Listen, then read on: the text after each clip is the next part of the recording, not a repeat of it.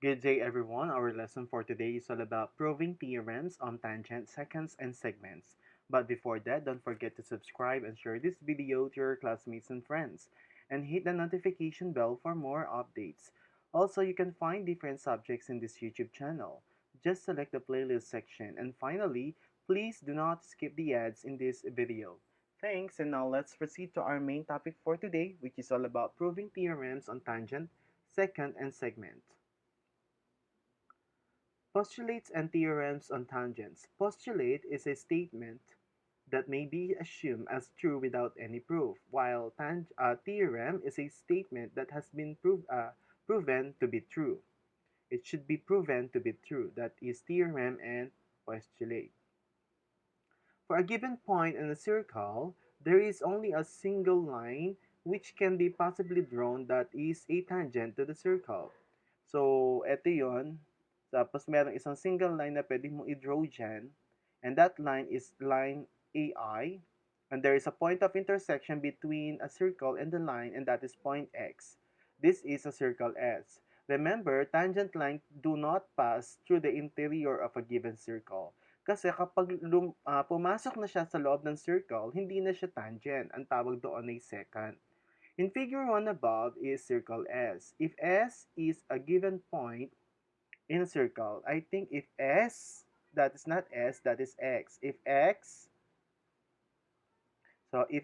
is a given point on the circle, there is only one single line which can be drawn through X. That is tangent to the circle. Okay. Now, another, if a line is a tangent to a circle, then it is perpendicular to the radius drawn to the point of tangency. So that's correct. So this is another statement na nagsasabi na kapag meron daw tangent na nagawa or na-create dun sa point ng circle at gumawa ka ng line or radius, no, or line or segment sa center hanggang doon sa point ng circle that is perpendicular to the tangent, which means that there is a right angle na nag-form. So in figure 2 above is circle T. The line OR is a tangent line, and R, this is OR, and point R is the point of tangency. Wait, U, I think. U is the point of tangency, not R. U is the point of tangency. If OR, line OR, is tangent to circle D at point, that's something wrong, at point U, okay, then it is perpendicular to the radius TU. Okay, to the radius which is a line segment TU. Na? So, yun ang sinasabi na kapag daw merong tangent and then nag-create ka ng line between doon sa point of tangency and point of or the center of the circle, magpe-create daw siya ng perpendicular lines. Now, if a line is perpendicular to the radius of a circle at its endpoints that is on the circle, then the line is tangent to the circle. So, if this is circle B, ED is a tangent line, BN is a radius. So, kung radius yan, BN yan, wala siyang ganito. This is wrong. Okay? Dapat line lang siya. Ano lang siya? Ganyan lang. Kasi segment siya of a circle. If ED, line ED, is perpendicular to the radius BN at point N, then it is the point N is the point of tangency. Then it is tangent to yan, circle B. So, tangent siya. Okay? So, next, if two tangent segments drawn from a point outside the circle, then the segments are congruent. So, kapag daw may dalawang tangent segments na na-create, okay, outside siya ng circle, no? Then the segments are congruent. Parang hindi siya congruent. Okay. Let's see. In figure 4 above is circle W. OL, segment OL, and segment SL are tangent segments. And W is the center of the circle. If segment OL and segment SL are tangent to circle W, then segment OL is congruent to segment SL. So, yun ang sinasabi. Anyway, wala tayong magagawa. Yun ang sinasabi ng statement, no? That segment OL, kapag daw yung dalawang tangent, okay, or tangent segments, ay nagkaroon ng point of intersection outside the circle, then yung dalawang segment daw yon ay perpendicular, meaning to say that the measurement of SL is equal to the measurement of OL or line OL. The measure of an angle formed by two seconds. Yan, this is a correct figure. This is a secant, okay? Tama yan. That intersect outside the circle is half the absolute value difference of the two intercept or intercepted arc. Half siya ng absolute value. Pag sabing absolute value, it is positive value, no? So, if in figure 5 at the right, line AN, so we have line AN and line EL are 2 seconds. So, seconds ang mga yan. Okay? And then, they intersect outside the circle at point G. So, ito yung point of intersection nila. The arc AE, okay, and NL, ito yan. We have the arc. Ito yung arc, ayan, and this one. Okay? The arc of two intercepted arcs of the angle G or angle AEG. Angle AGE, I'm sorry, AGE.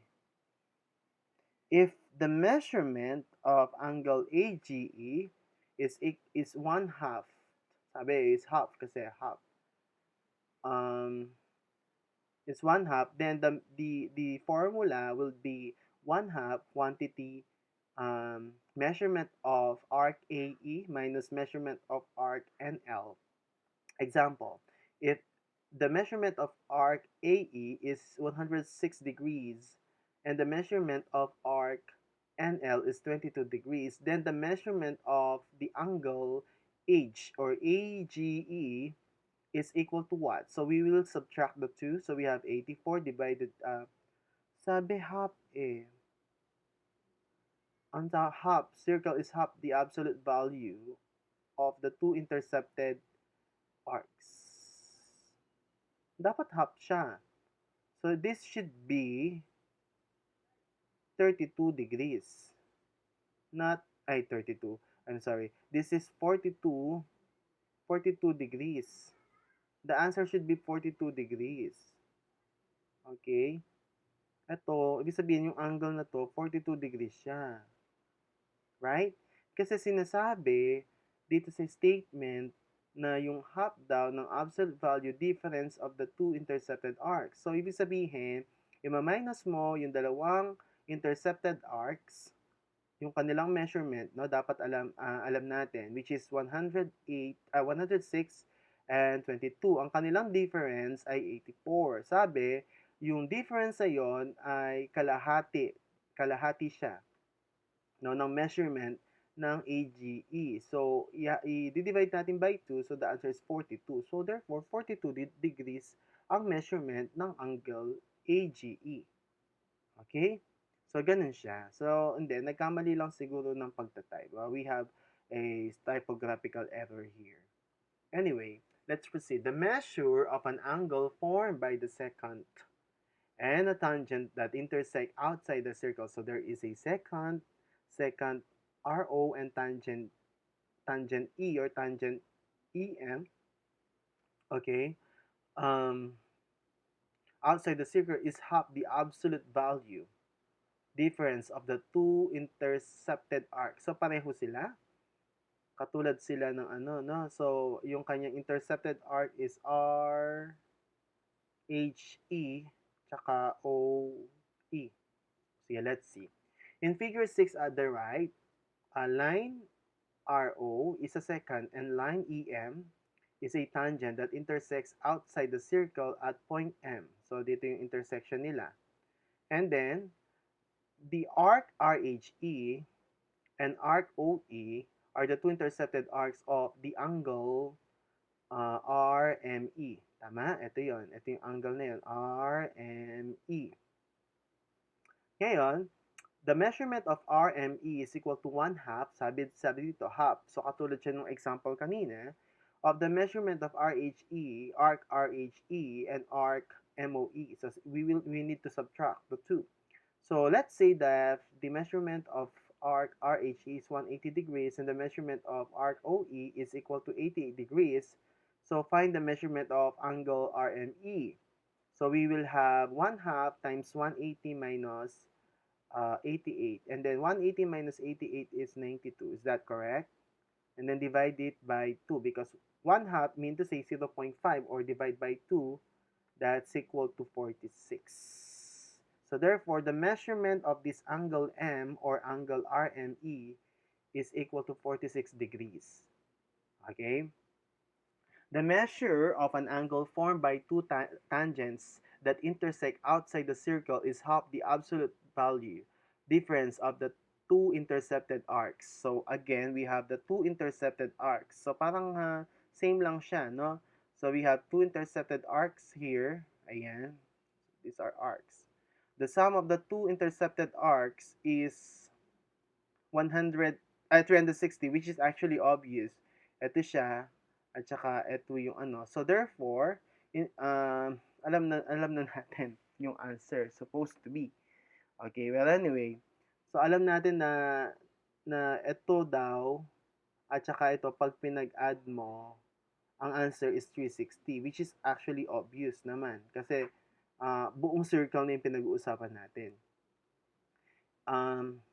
In the right, we have line OW. So, wala siyang ano. Let's say OW. OW. Let's put letters. And this one is RW. So, we have RW.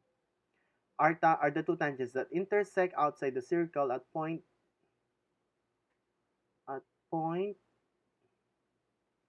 I think at point W, not S. Oh my, there are so many typographical errors here. And then we have the arc ODR. So this is D. So we have ODR and OR here are the two intersected arcs of the angle OWR. So ito yung angle natin. So medyo magulo, no? Magulo yung aking sulat. Palitan natin ng kulay. So, eto ngayon ang hinahanap natin, yung angle niyan. Pero sinasabi dito na half siya ng absolute value ng difference ng two intercepted arcs. Which is obviously, ang kanyang measurements ay isa-subtract natin yung dalawa, no? So, para malaman kung anong measurement nito, let's have an example. So, ito yung kanyang formula, no? Katulad lang siya ng formula ng mga previous slides, no? Yung kalahati ng difference ng dalawang intercepted arcs.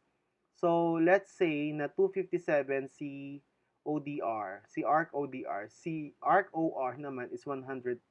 Dapat yung total ng mga yan is 360. So, let's see. Okay?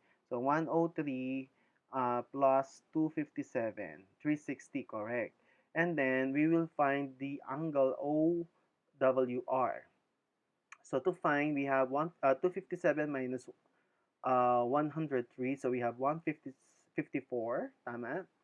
Then, divided by 2, so the answer is 77. So, therefore, this is a 77 degrees. Okay, the measurement of the angle OWR is 77 degrees. The measure of an angle formed by two secants. So there is a 2 seconds. Ito yun. We have M, T, and A, N. So these are the 2 seconds that intersect inside the circle is half the sum. So kalahati siya, no, ng sum, half the sum of the measure of the two intercepted arcs and its vertical angle. At ng kanyang vertical angle, no? Okay, so let's see.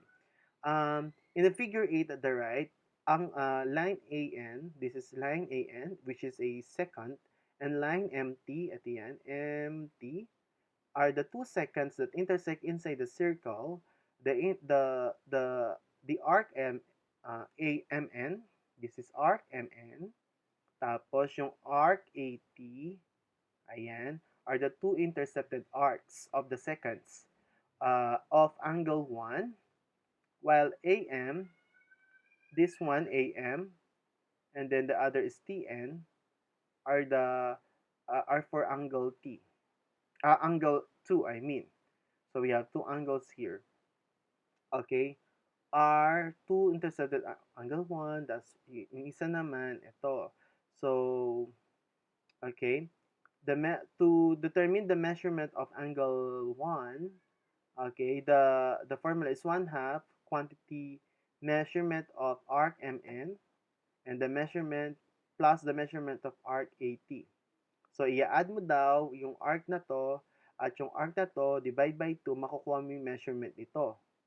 Okay, nitong vertical angle niya.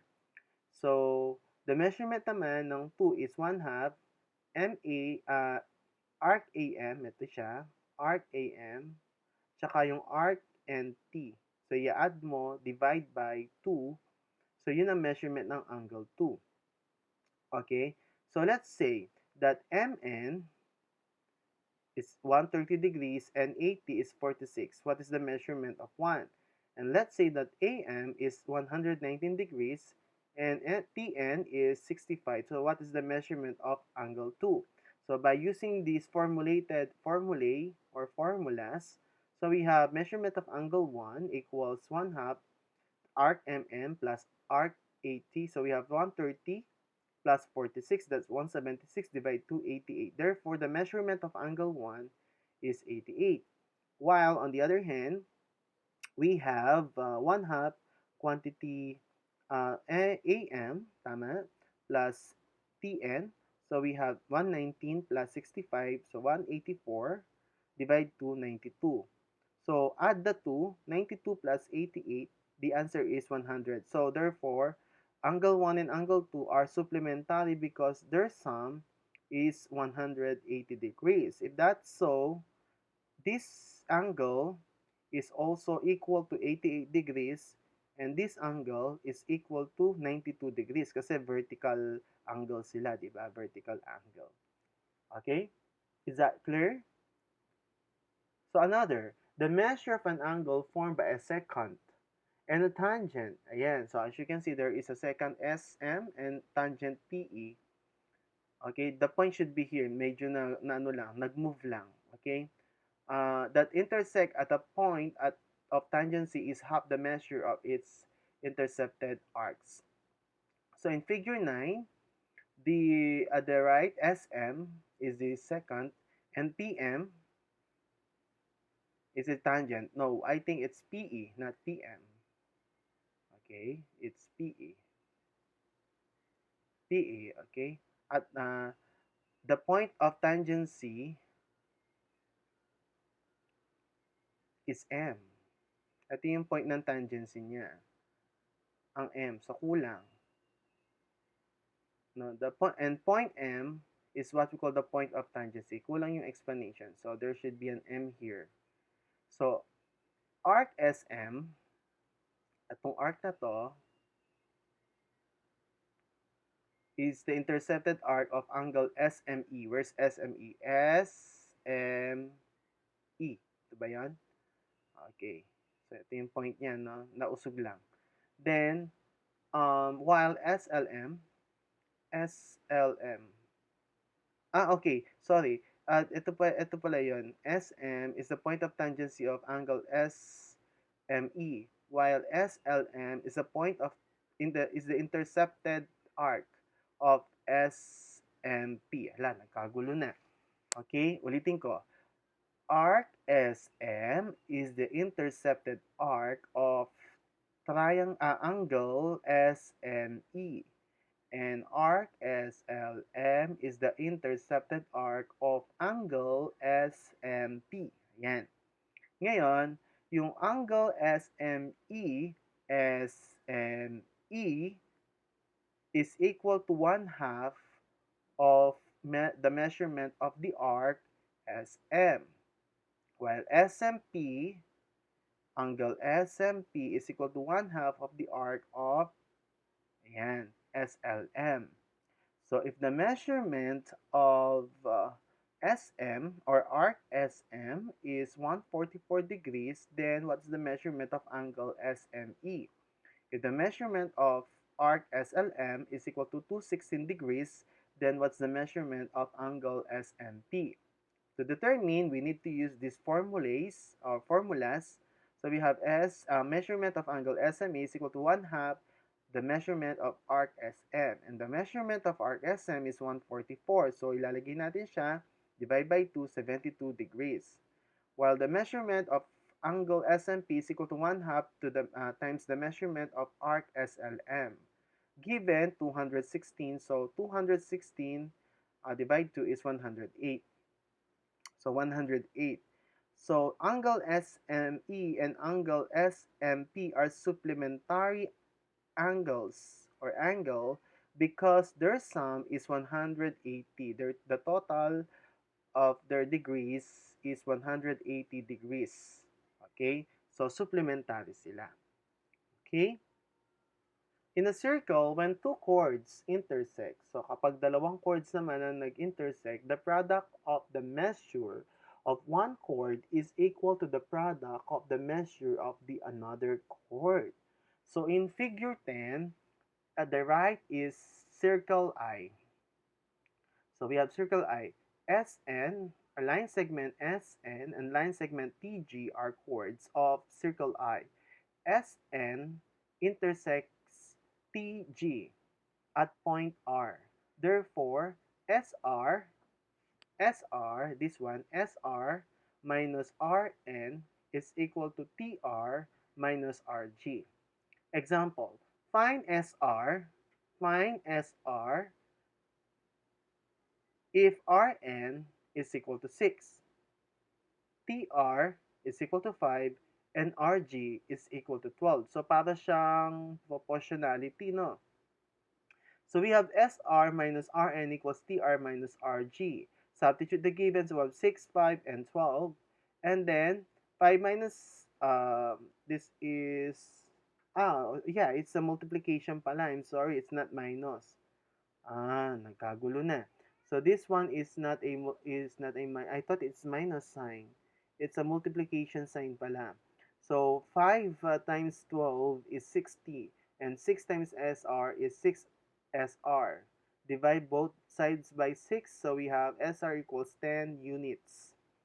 So then 10 times 6 equals 5 times 12, which is equal to 60 equals 60. Okay, so that's all about this statement that in a circle, when two chords intersect, the product of the measure of one chord is equal to the product of the measure of the other chord. Ayun pala. So, yung product nila. Okay? The measures of the segments of the chord. Yan. Okay? So, yung mga segments nila, i-multiply mo. So, equals sila sa bawat isa. Okay. When two segments are drawn to a circle from an external point, the product of the length of the second segments and its external second segments is equal to the product of the other. So we have here line segment, secant FA and secant LI. FM are second segments. Okay, by the way, is that correct? FM and drawn to the circle. Yeah, second segments ang tawag sa kanila. circle from an external point M. Therefore, we will multiply Fm times Am equals Lm times Im. So ganun siya. So, multiply natin ito at saka ito. And then, ito, yung measurement yan, tsaka ito. Okay? Now, example, find Fm if Am is equal to 7, Li is equal to 14, and Im is equal to 8. So, ito yung formula niya. Substitute the given. So, we have 7 equals 14 times 8. 14 times 8 is 112, and 7 times Fm is 7 Fm divided by 7. So, the answer is 16 units. Then, 16 times 7 equals 14 times 8. The answer is 112 equals 112. Fa and Li are chords of the circle. Tapos nag-extend. No? Nagkaroon sila ng point intersection sa labas, kaya tinawag silang secant segments. Kaya meron silang external secant segments. No? Okay, when a tangent segment, this one, tangent segment, and a secant segment are drawn to a circle from an external point, the square of the length of the tangent segment is equal to the product of the length of the secant segment and its external secant segment. So to understand it better, let's have this example. So we have tangent segment tangent segment KE and secant segment BE.